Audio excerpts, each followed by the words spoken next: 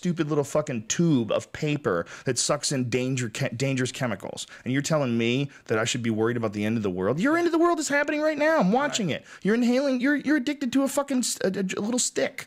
So true. Yeah, your end of the world's already here, stupid. God damn. The world is not necessarily predetermined. Who knows how this is all going to turn out? That's part of the fun of the movie. That's part of the fun of the theatrical production that is your life. It's true. If we knew everything that was going to take place, it would be so boring. You'd be bored. If you knew that you were now in heaven and you get to bang some chick anytime you want for the rest of your life and you get to eat all the food you wanted for the rest of your life, you think that it would be awesome. But it's not. Dude, not without risk, as a human not being, without failure. Yeah. You need all those things. As a human being, you need to reach. Struggle. You need struggle. Yeah. It's part of, we are some sort of a monkey that creates things. And if we don't create things, whether you create ideas, whether you create relationships, whether you create houses, whether you create jokes, whatever the fuck you put forth, that's what makes human beings happy. If you're just living in the clouds, banging chicks and eating food, you would fucking live in hell. You don't think you would, but eventually you would be in hell. You would be in some weird situation where a giant part of what it is to be a human is removed from the equation. Yeah. And it just goes back to what we talked about with welfare. You've got to work to get something. You can't just get it. There has to be a struggle or you don't evolve. And as soon as you introduce the option of no struggle, you introduce the option of, and people think that the struggle is over financially. It's one of the reasons why when people are successful, a lot of people go, oh man, he sold out. Oh man, he's not hip anymore. The struggle is never financial. The best part about overcoming the financial struggle is now the struggle gets to be about thoughts and ideas. That's right. Now the struggle gets to be about creating shit. Now the struggle gets to be about getting to the center of what the fuck this is. Yeah. Getting to the center of what is this life. And you can, guess what? You can think about what is this life a whole lot more when you're a comedian that gets to wake up at 1 in the afternoon and doesn't necessarily have to do anything all day. And you can sit in front of your computer drinking coconut juice and smoking pot and reading online. You can think things through in a manner that the average person just never get a chance to do. You never have that opportunity. That's what you get paid for too. That's what kind of stand-up is, putting it into a funny light, but kind of like surprising people with where you're taking your idea. Yeah, that's what I mean. Yeah, it's putting forth something. You have to. It's got to be hard, man. I write shit sometimes, and I'll fucking go over and go, man, this bit sucks.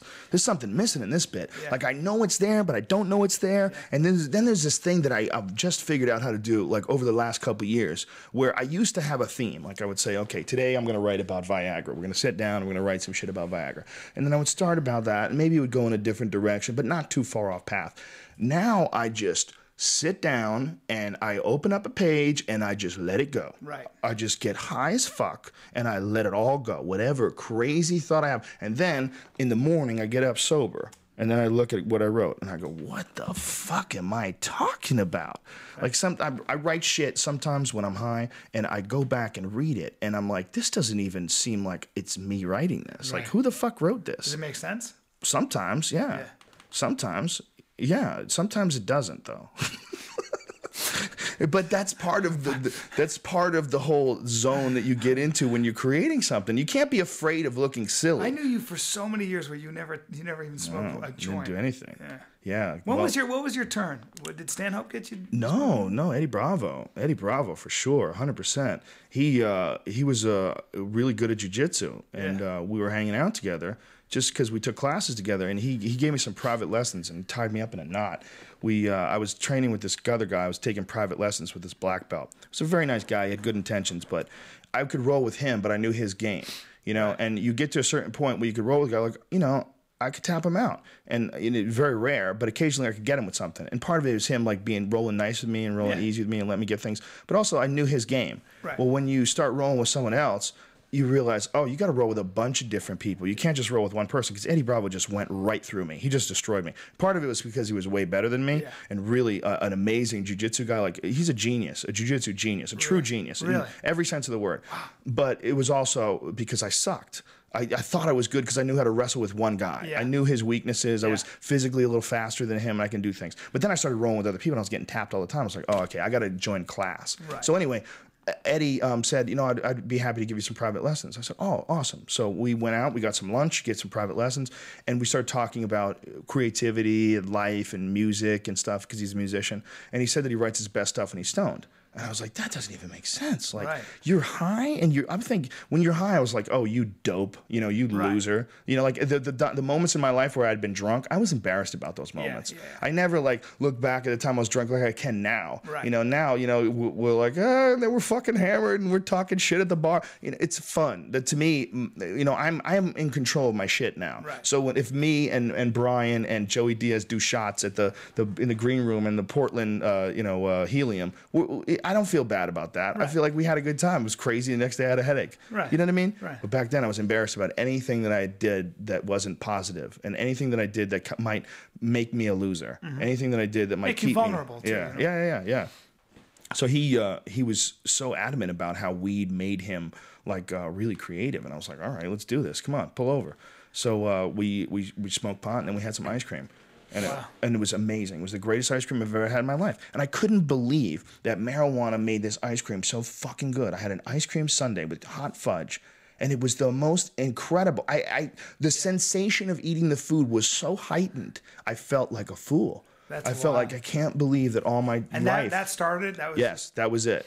You know, it was like I was talking to him, and he's this fascinating guy. I mean, Eddie is a very fascinating guy. He's a free thinker. He had a really hard childhood, man. My childhood was not. Oh, did he? My childhood was not terrible. It wasn't ideal. I had a lot of shit happen to me. I think a lot of us did. All of us here did, but his was horrific. And because of that, he developed this ability to just fuck you, like push people away, like focus on his goals and see things in a different way. You know, he had this ability to like, he's got this ability to look at life and break things down. And a lot of times when we have conversations, he comes at it from a completely different angle than I do, you know? And I like that about you too. You will often do that too. And Duncan will do that all the time. I love when people, like when I have a friend that's a close friend that's very smart, that will take things in a different way. And I don't necessarily always agree with them, but it's a fascinating thing. It's almost like if you value their opinion and if you talk to them about things, it's like you have one more you out there interpreting the world from another possible angle. That's so important. And so I met him, and right away I knew, I'm like, this guy's smart as fuck. He's a weirdo. He's figured out some shit about jujitsu, and if you can get that good at jujitsu, I'm like, you can get that good at a lot of things. That's like you're a bad motherfucker, and he's a little guy. Like Eddie's not strong at all, so he got really good at jujitsu, all based on technique and leverage, and he does everything the right way. So you know, you learn from a guy like that. So I met him, and I was like, okay, so obviously there's some good to this weed. You can't think that it's all bad. Who do you think is the best? I couldn't believe it my whole life. I thought it was for losers. I could just imagine you sitting there the first couple of times. He's like, I can feel it in my hands, Eddie. Oh yeah, I was totally complete rookie shit. I remember Joey Diaz. I said something to Joey Diaz once. He goes, "Look at this fucking rookie! Get the fuck out of here!" I forget what I said to him, but it was some crazy rookie pod experience. And I was to me, I was calling him like it was the most profound thing that I ever heard. He goes, "Get the fuck out of here with that rookie shit! What are you talking to me about? We're getting high, motherfucker. That's what's going on." Joey Diaz will break things down. That is an uncanny. We're getting high, cocksucker. That's just unbelievable. If you ain't high by 2 in the afternoon, go fuck yourself. There's actually a T-shirt that we put out on higher-primate.com. Sold out instantly. We got new ones coming out, folks. I swear to God, I got a lot more this time. I'm buying as many as you can, and proceeds do go to the Joey Diaz Weed Fund. So all the T-shirt money is right now. He's got a fat check coming to him. It'll keep him in weed for weeks. So that T-shirt should pay for all of Joey's weed for the rest of his life. That's my goal. If we keep, if he makes enough money off this T-shirt every month just to cover all of his weed expenses plus a few nice dinners here and there. I think it's a fucking winner of a shirt, man. I can't wait to wear it. I don't even have one. We don't even have one. Yeah. It says it's based on something he said once on the podcast. And by the way, he says all the time. It wasn't just that moment. He says it all the time now. He says it all the time. He says, if you ain't high, he'll call me up sometimes and I'll answer the phone and just go, if you ain't high by 2 in the afternoon, go fuck yourself, dog. I ain't playing, dog. I ain't playing right now. I got the banana bread from the Russians. Fuck that banana bread. That banana bread is the bomb diggity, son. No, it's not. Yeah, where does this banana bread? It's too psychedelic, right? God, that fucking gave me a heart attack. I'm a little blown away by your Joey Diaz impersonation. Listen, cocksucker. I can only do a couple impressions, but I can do them. Jeez, it's not that good. If he was in the room, I could really do him. I can imitate people. people. As good as he gets, dude. I know Joey. It's okay. Did you were you on Mad TV when Matt Braunger was on? No. Oh, okay. There's this guy we had on the show. Have you ever seen IKEA Heights? No, what is that? It's these guys that this guy Matt Braunger, who was also on Mad TV. We had him on Tommy Segura's and Christina's show, but he was talking about how he was on this thing that you can find on the internet. It's fucking hilarious. Where this comedy troupe goes into an IKEA, they do like a CSI type show in the middle of IKEA, like without IKEA knowing. Like they have employees that are part of the production that will like take like the employees of IKEA and like get them distracted, and then they'll have like full on like guns and cops shootouts, you know, like in the middle of like a bedroom in IKEA, and they used IKEA as a stage for CSI. It's fucking hilarious. It's one of the funniest things. They had to stop doing it because they just were getting kicked out. Every episode it, like ends with them getting kicked out. Wait. So this is really cool though. Yeah, I just really got it. funny. So these guys are actually doing a TV show, and the set is IKEA. Yeah, and the set is IKEA. Really funny. That's great, and it's all improv using the set. It's That's IKEAHeights.com. Dude, they're in a kitchen now, and then they're in the basement. That's one of those ideas where you go, why the fuck didn't I think of that? I know, brilliant. and I guess supposedly like they can't do it anymore because they just got in too much trouble. Please keep doing it. Change it to Walmart Heights. The last one they No did, kidding, man. the It's last called one, IKEA Heights. yeah, IKEA Heights. The last one they did, they had like a zombie attack or something like that. So they just had tons of zombies. So I was thinking they could, instead of doing it again and getting in trouble with IKEA, act like they moved, like because like you know how like in TV shows they move to different cities, Yeah. and so like Kmart Boulevard or something like that. You can start doing it in Denny's. Yeah. Just Denny's. And Denny's. not? And that'd be the whole show. I bet Denny's they probably Heights. will. We probably don't even need to give them that idea. Yeah. They've already That's a thought- if good they thought of idea. that idea, Wait, they so must have I thought. can They go couldn't to- have said like, "This is it. I guess it's over. They're kicking us out." Yeah. No, they're gonna go I somewhere can go to else. IKEAHeights.com or something. IKEAHeights.com, and the podcast we had Matt on was Your Mom's House number 14 at Def Squad on Fucking iTunes. hilarious, dude. That's a great idea. Every now and then, one of those ideas comes along where you're like, "Wow, Yeah. that's one of great those. idea. That's stellar." It is. That It's is stellar. That's fucking love it. That's what I love about I love being in like the comedy community is such an interesting community. I mean, it feels weird to even say that you're a part of it. We all have this weird sort of, I don't know. Don't you have like a weird sort of like humility about the business, and it's a weird thing to even say like, I'm a professional comedian. yeah. That's what I do. Yeah, it seems like it all seems. I won't enter that discussion. Yeah, it seems odd and weird. Somebody said to me, you're professionally funny. Yeah, my buddy, I know. Jimmy Burke said, you are professionally. He saw a show. He goes, you are. I was like, oh boy, that's a. It's all a right, lot. So all it's a right, weird yeah, thing. yeah. It goes contrary to the idea of being or what makes you funny in the first place. Yeah. But being a part of the community, like having people like you as a friend, and having people like Nick Swartzen come over and Carolla come over, and all these people that I'm like, wow, Nick Swartzen's hanging out here. It's a privilege. And Adam Carolla's really sitting there, and you're really sitting there. It's the fucking greatest thing ever. The greatest community to be a part of. People who make you laugh. It's true, and it's like part of this fraternity or something. I always feel like boy, when you've done the road and when you've been on stage and So you've different. faced audiences who are so different, you don't know how they're going to respond. You've gone through something. In a We way. were at the backstage of the UFC, and it was a big UFC event, and the fucking place was packed. But Jim Norton and Bobby Kelly showed up. And I saw Jim Norton and Bobby Kelly, and I shot towards them like a slingshot. Right. Like I made a beeline to them. Because I knew that's where the fun talk was going to be. Jimmy fucking Norton is there, and Bobby Kelly. Bobby Kelly's hilarious. I've known man. Bobby Kelly since we were like 21. I love Bobby. Bobby Yeah. kills me. He's Bobby was with Al and the Monkeys and Dane Cook, and that like they were an improv troupe, and I was the headliner, and they would open for me. And we did a bunch of those Aku-Akus, or Dick Doherty comedy huts. So we Wow. worked together a bunch of times when those guys were just coming up. I was like a couple of years ahead of them, wow. but they Yeah, were a little so I've older. been I hung out with Bobby Kelly like back in the day, like so I've known him since. So you may have known Bob and Dane for a long time. Sure, I've known Dane forever. I knew Dane before he ever did stand-up, like on his own. He did it in a troupe. He did it in Al and the Monkeys. What they would do is they would do sketches, and they were taking chances. It was creative stuff. And then they would each do stand-up. They would each do like 5 minutes of stand-up, and then I would go on stage after them. And it was crazy. like it was kind of like I wouldn't say like they were opening, but it was so much different than an opening act. They had a lot of shit going on. Like it was interesting. Funny guys, man. Yeah. So so I've known Bobby since, like I said, I was like 24, and he was probably a couple years younger than me, like maybe weird, 21. man. It's crazy. so funny, man. So I see them, and man, like it's what you're saying. It's like these are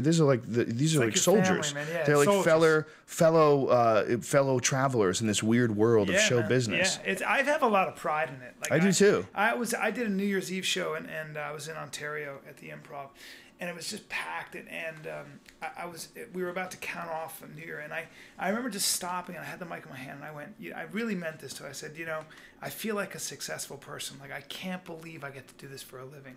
And I said, if I die tomorrow, I can't complain comparatively to how most people have to live their lives, their drudgery, and I get paid to make people laugh for 2 hours a night, and I get to do whatever I want when I want. It's incredible. Like the lottery, it's not easy. Like we were saying with that concept. There's a lot of weird shit that goes on in the creating of material and the going up there and fucking around with it, and dude, it never gets easy in a way. Like, it really doesn't. But that's why it's so satisfying when it comes out. I just did It's just like we were talking about with welfare and the lottery and all that shit. You have to have, the only thing that's different to me is relationships. Relationships, I want no work. I agree. I want friendliness and love. That's a good point. I don't want any work. That's a good point. I don't have to work for that. I don't want to fight all the time. Like, there's people that think that you have to fight, and I think that's a crock of shit. You just got to find someone, be a nice person, and find someone that doesn't want to fight. Yep. Comedy is one of those things. Like, I just did a benefit with Gary Shandling and Kevin Nealon and Brad Garrett, who killed me, and Ray Romano. Where'd you guys do this? At the Wilshire Theaters for children with AIDS, and it was this last weekend. And we all went up and did it. We all each did. I did a half hour, but the rest of the guys did like 20 minutes, and we just had so much fun. It was so fun, and it was everybody was hilarious. And Brad Garrett fucking killed me. I opened up for him in Long Island. Dude, I opened up for him funny. at East Side Comedy Club in like 1991. He was killing Doris Roberts, and she was in the audience. It's like, how old are you? She was 91 when she did this show. For crying, going, how are you drinking? Are you drunk, sweetie? Yet, I mean, he was killing everybody. This black woman was in the thing, and she was really old. He goes, look at her from the Civil War. It must be so different now for you, isn't it? I mean, killing him. Wow. He was amazing. Or the Civil Rights, and he's just so irreverent, but he was fucking killing the room. And then we were all backstage, and I'm with Gary Shandling, and all these guys are in some ways big. They've done a lot of stuff in comedy for 20, 30 years, and they were all talking about how they just all have so much reverence for comedy, and it's still not easy no matter what, and it's still a challenge, and you're still... You better respect that bitch. You better respect that. You better respect that bitch, because if you don't, you'll be up on stage realizing you didn't respect it and eating it, and there's a bunch of people paid to see you.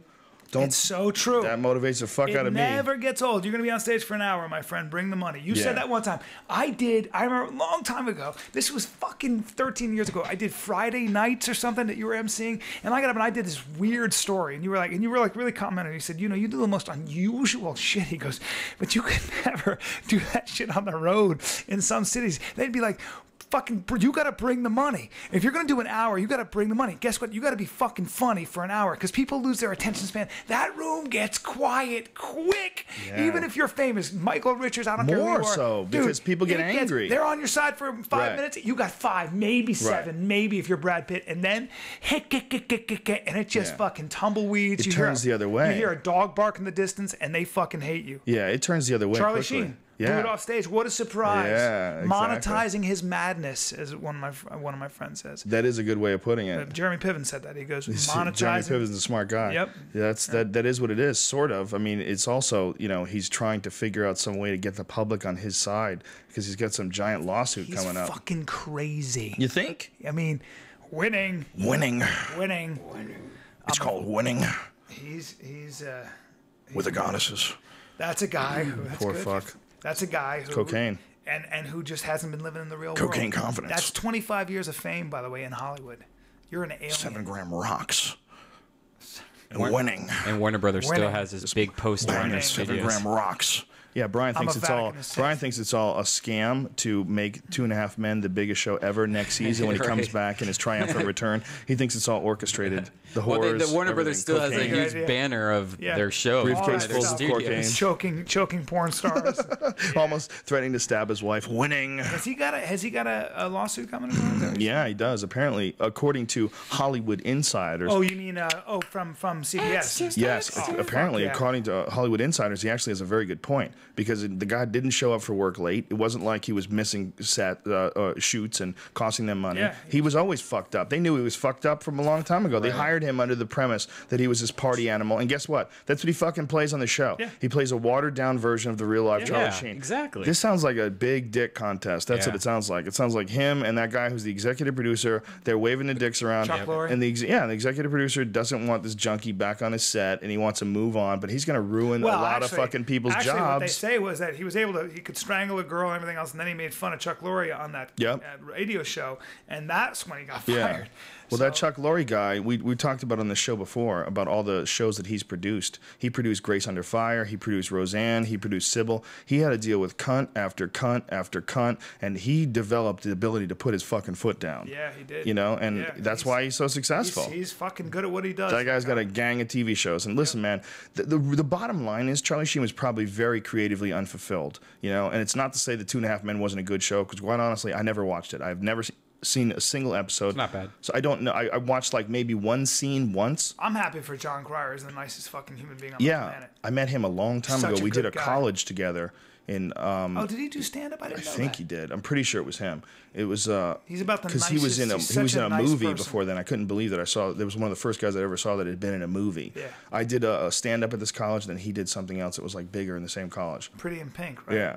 It was something, somewhere on those. I'm pretty sure it was John Cryer, a long time ago. But the point is that, you know, he probably, I mean, the guy was in fucking Platoon and Wall Street. He was in 2 huge Oliver Stone smash movies. I mean, and they were brilliant performances. Yeah, they were. Great. So when he's playing this silly guy in this silly show year after year, making mad loot, the money piles up, but then the ability to break away from the mundane becomes more and more extreme. Just like the Catholic girl that wants to suck a dick, exactly man. right. And if you're not being challenged as a grown man, you're going to give yourself a fucking problem. Yeah. You're going to find a way to challenge yourself. You're going to create a problem for yourself. Yeah. That shit happens all the time.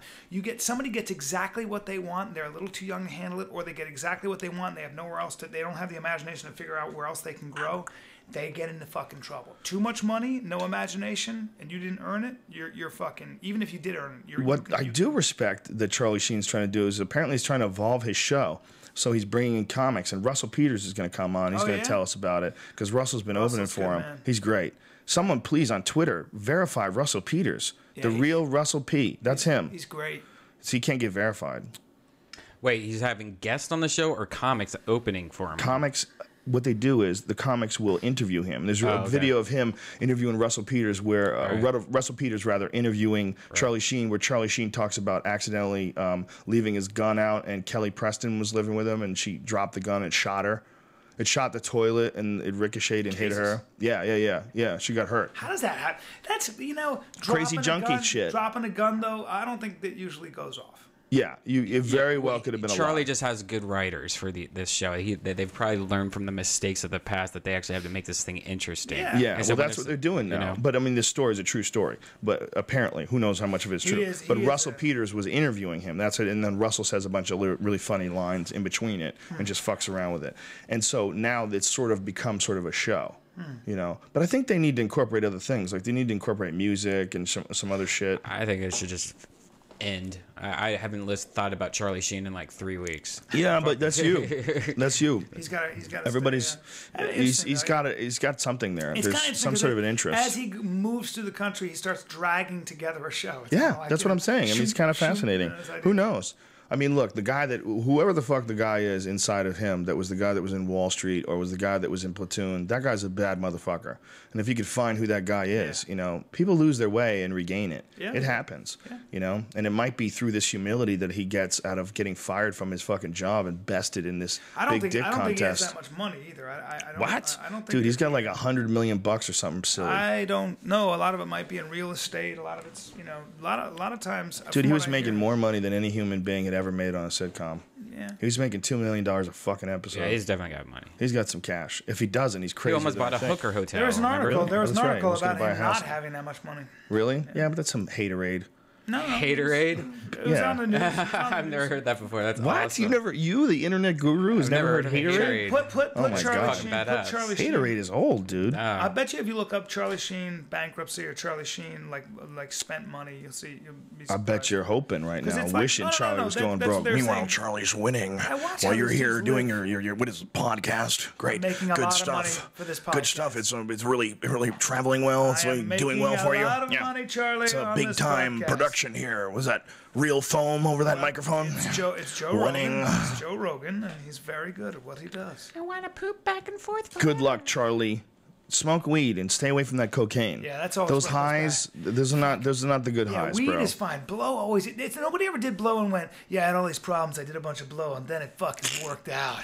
In the history of the world, that's never been said. Yeah, that's not good. That stuff's bad for you. That stuff fries your fucking noggin. Did you know Jimi Hendrix died when he was 27? Yep. Yeah. Isn't that crazy? So did Janis Joplin. Yeah, Whenever I want, So did Kurt Cobain. Yeah. So did Jim Morrison. Jim Morrison. Isn't that whenever weird? I have any sense of delusions of grandeur, just look at what Jimi Hendrix accomplished, and he was only 27, 27. with no internet. How about what Zeppelin did by the time they were 24? I Yeah. mean, like, you ever hear them, like Kashmir and Led Zeppelin 1, they were like 23, 24. That's ridiculous. 25. Ridiculous. Yeah. Like, think I know. about that. They were writing they were all, like, educated. They all read a Yeah. shitload. Jimmy Page has a whole fucking library, like a huge library of, like, on black magic and stuff. Wow. Jimmy Page is a scholar. He reads, those guys have read a lot. I had it was this a different conversation. standard back then. I had this conversation the other day with the lovely Brittany Palmer. She's one of the ring I girls know of the Brittany. UFC. She's a very nice hanging girl. out. She's dating my buddy. Donald Cerrone. Yeah. She's used dating. to. She's dating my buddy Anthony now.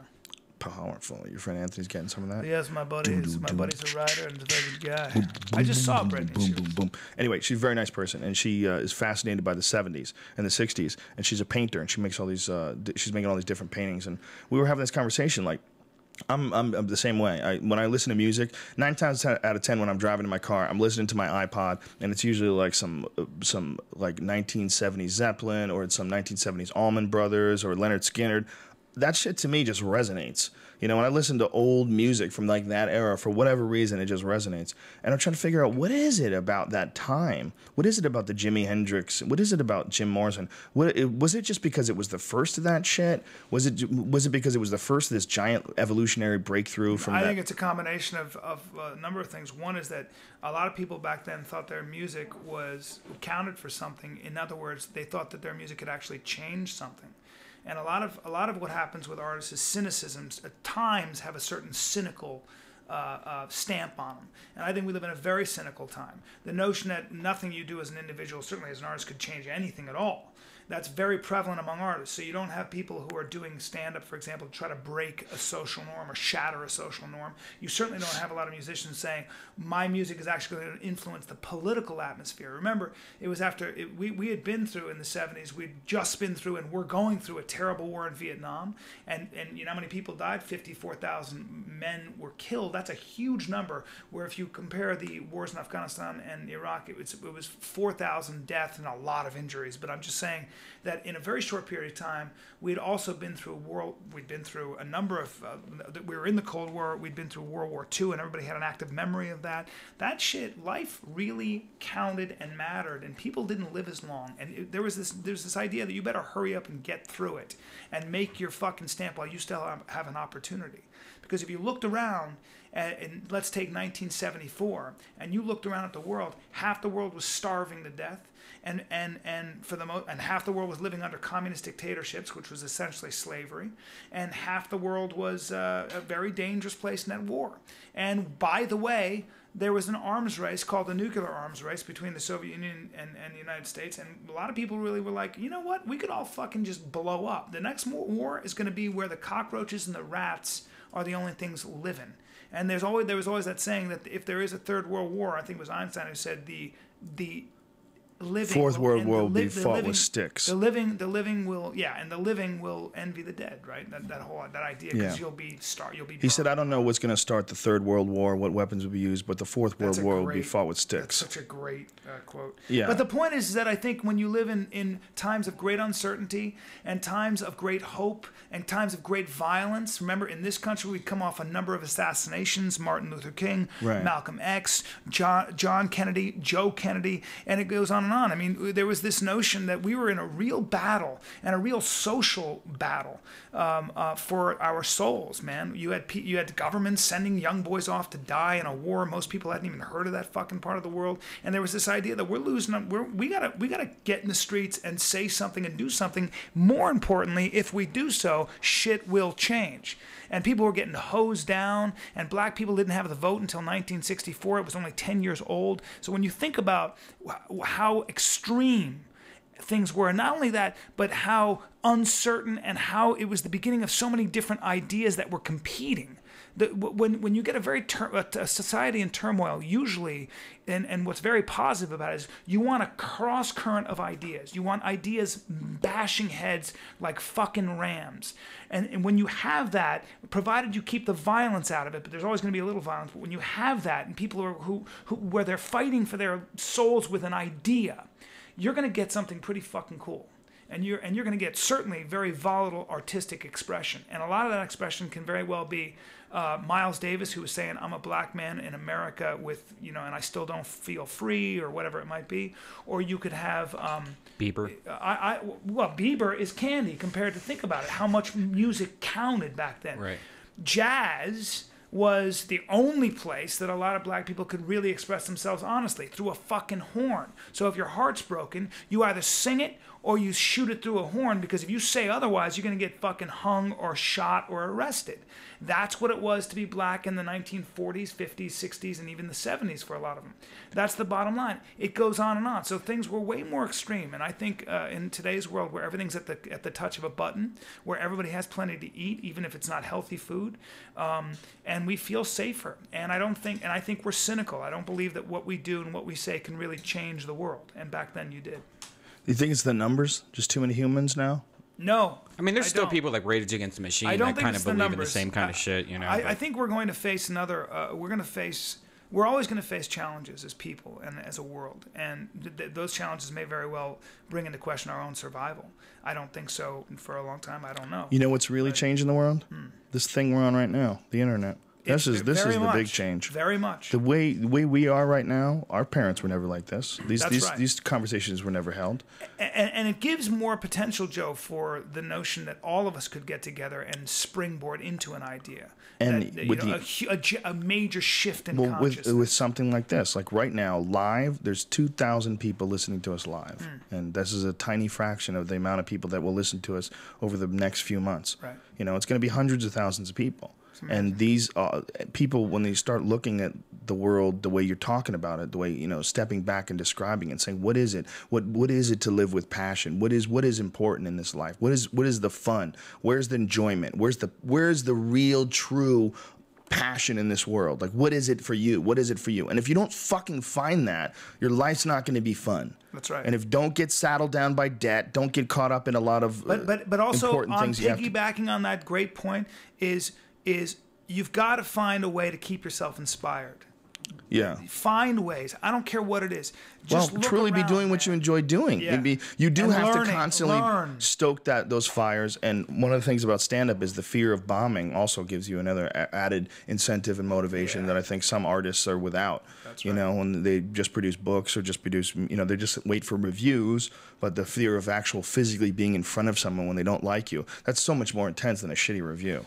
It sure is, because you feel it right away, man. And it's not, look, just life is temporary, and we all need to wrap our fucking heads around that. If we all just step back, this whole world is moving on momentum, and that is our number one problem as a race. We're moving in the way that our ancestors have been moving, and no one ever just stops and goes, whoa, whoa, whoa, let's just settle down and talk this over. Let's have a 30-day summit where we all, the leaders of the world, get together and try to figure out how are we going to redesign the human race to make us all function together? How is there going to be a reasonable distribution of the natural resources of the earth so that one country doesn't grow rich because they have the fucking missiles and the nuclear bombs, and that somehow or another it's distributed amongst everyone so we get to some sense of fairness and all work together to make sure that people don't have too many fucking babies so we don't run out of food on this crazy rock. Like, let's organize this thing. Let's do it together. The only way that's going to happen is the kids that are in college right now who are listening to shit like this, who are going online and researching the world and looking at things in a way that we never had the ability to, and the access to information that we never had access to. And they're getting a chance to see the world from a fresh eye and fresh perspective and realize that this is some weird thing where we're all running in the same direction hoping that someone knows where we're going. That's right. They're the future. You college motherfucker with the bong right now. This is for you. And the responsibility for those kids is figuring out a way to sift through all the information. There'll be some in the system right now that will be sensitive to it, and the next wave will integrate. And the next wave of people that are trying to be politicians will be like Gary Johnson, will be like Ron Paul. They'll realize there's freedom and love in telling the truth and really trying to do the right thing instead of being some bitch to a corporation, which is what most politicians are. Most politicians are little hookers. They stick their ass up in the air, and some corporation comes by and drops some money in their pussy, and that's what they are. And that's what we have to realize. You don't have to be like that. What the fuck? Who cares? The Fear Factor guy and the guy from The Hangover 2 Ladies and are gentlemen, telling you how to run this world. Take notes. Take I notes. blame the weed for the last 5 minutes of this rant. This has been a good podcast. But it's true, man. You know, and I hear, and not to say that this is why we're doing it, but I hear it all the time that this podcast changes the way people think. And I think, having a guy like you in my life has definitely changed the way I think.